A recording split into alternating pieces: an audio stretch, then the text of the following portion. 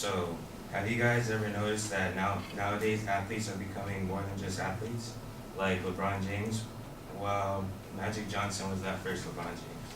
So during this speech, I will be highlighting some major milestones, such as his basketball career in early life, him being an advocate for AIDS, and to present day, him being a businessman, but also explaining what makes Irvin Johnson Magic Johnson.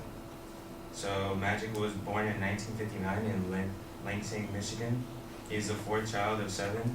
His father was an assembly worker at General Motors, and his mother was a school custodian.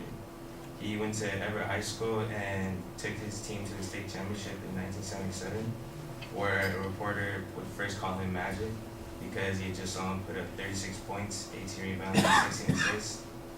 And after this, he was established for his creative / entertaining ball handling and passing. He had got a full ride to Michigan State, and this is where his basketball career would take off. In 1979, he handed Larry Bird to Indiana State its only loss that season. And his sophomore year, he declared for the 1979 NBA draft, where he would be the first overall pick. And in his basketball career, he won 5 NBA championships and was known for his versatility as a point guard.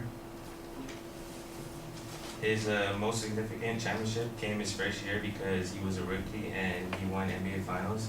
He's going to do that still to this day. And after a few seasons, he signed a 25-year, $25 million contract with the Lakers. He won league MVP 3 times, and at 6'9", he was almost unguardable because he could dominate any position. And his final championship appearance was in 1990 against Bulls and Michael Jordan, where he was dethroned. That is when the Michael Jordan era started. And after that season, on November 7th, he had publicly announced that he would be retiring due to having HIV virus.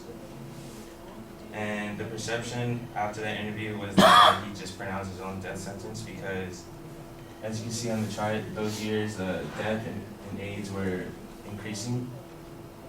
So that year, he started the Magic Johnson Foundation as a single disease organization that would raise funds for community-based organizations that were dealing with AIDS and HIV.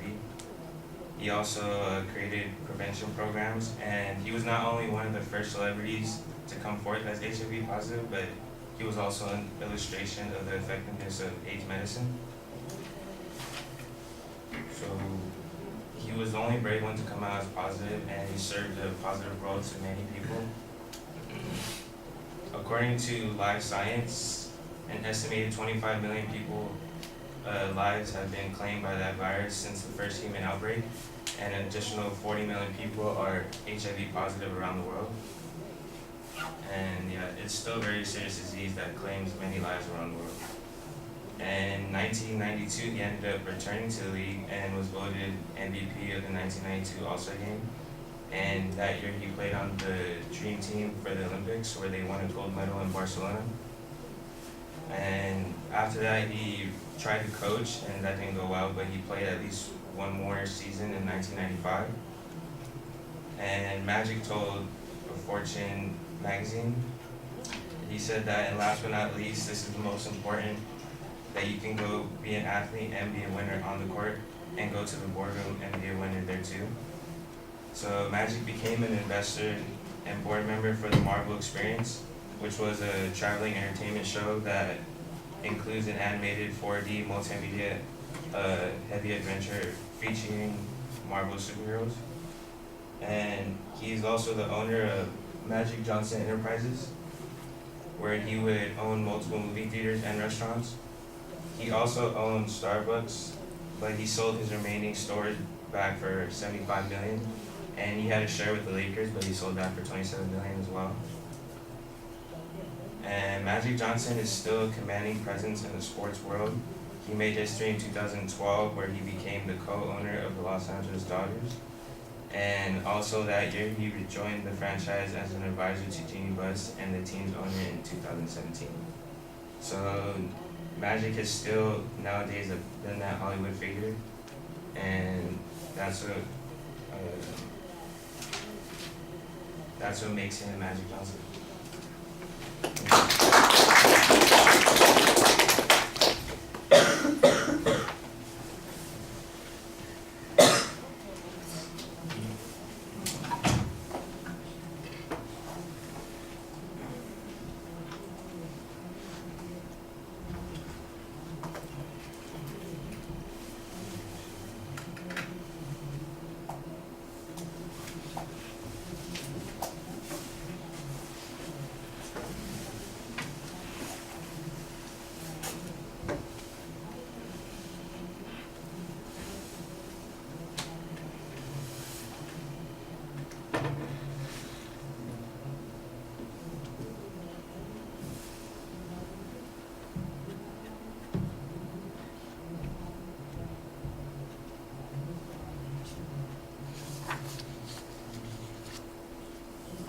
All right, Matthew, what did you think?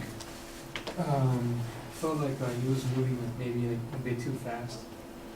The purpose statement wasn't that clear to me, and introduction could have been like maybe a bit more longer and detailed. But it was very informative. He talked a lot about Magic's career, and he was very detailed about that. The transitions from like the introduction to the first point wasn't very clear to me, and I'm not sure how many points there were that he had, how many points that he had. But overall, it was very detailed and informative. Well, there is a lot of information in the speech, and I think that that's not a bad thing, but that's kind of tends to be all there is information. Here's another piece of information, here's another piece of information, here's another piece of information about what he's doing. And there's not as much explanation about why that is important. The closest you get to that is when you're talking about the HIV infection and how his actions were influential, and then he's got a charity thing going on. But that goes by very quickly. It kind of dropped in without much lead in, and then it disappeared again pretty quickly. And it feels like, well, I got the information, there's essential information there, but I don't really feel like I had it explained to me why this was significant and important at the time. I don't get much historical context. I don't have, like I said, there aren't any stories that go along with this about his being infected and the way it affected the team, the city, or the league, especially, because I think that that's kind of an important kind of issue that doesn't get discussed here. You identify the subject adequately in the introduction, but it doesn't feel like it's as dramatic or interesting as it could be, and you've got a pretty dramatic or interesting subject. It's somebody that people who are basketball fans ought to care about and be interested in, and there are great stories to tell. And I kind of know what Matthew's talking about here. It does feel a little bit rushed at times, like you've got, I'm just checking off every piece of data that I can get to, and the more pieces of data that you check off, it feels like I'm just rapidly going through a list instead of giving a speech about the subject, and I think that that's part of the problem. The visuals are okay. Again, I'm not sure that you give us much opportunity to get any information out of it.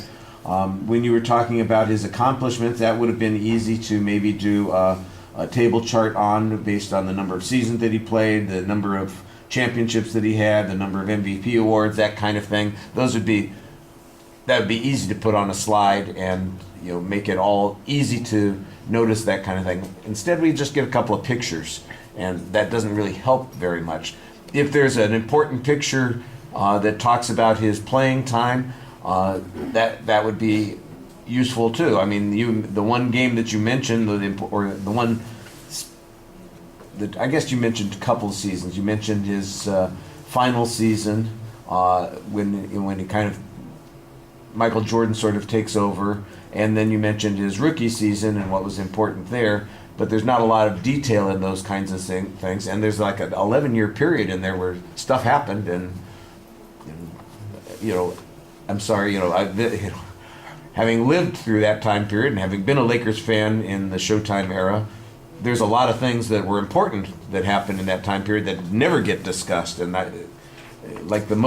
maybe the most important thing about basketball in that time period was the rivalry that he had with Larry Bird that you mentioned in his college days, and never gets brought up when it talks about the NBA and the way the league was dependent on these two teams and their rivalry for success and the impact that it had on the game and popularizing the game, that kind of thing, and that doesn't get discussed. Like I said, you've got information all over the place, but you don't have a lot of explanations or intriguing stuff that you're telling us about that information, and I think you need to do that a little bit more. All right, thank you.